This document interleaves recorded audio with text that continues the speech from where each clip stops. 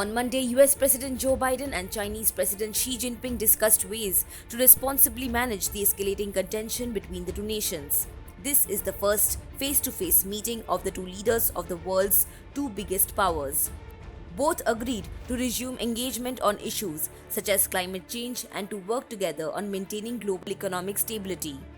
However, both the presidents have several disagreements on many of the issues currently straining ties, from trade and Taiwan to human rights and Russia's war in Ukraine. Even the question of competition in the relationship yielded sharply different statements from the two leaders in their talks in Bali ahead of the G20 summit.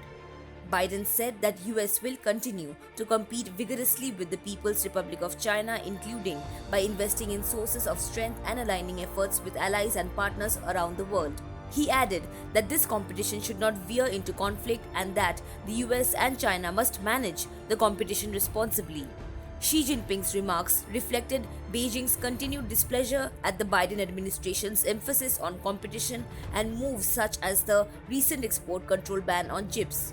He told the US president that the current state of China-US relations is not in the fundamental interests of the two countries and peoples, and that relations should not be a zero-sum game where one side outcompetes or thrives at the expense of the other. The White House said that Biden raised Russian war against Ukraine and Russia's threats of nuclear use and said both leaders underscored their opposition to the use or threat of use of nuclear weapons in Ukraine. The Chinese statement did not mention those concerns and instead quoted Xi as saying China supports and looks forward to resumption of peace talks between Russia and Ukraine and at the same time hopes the US, NATO and the EU will conduct comprehensive dialogues with Russia.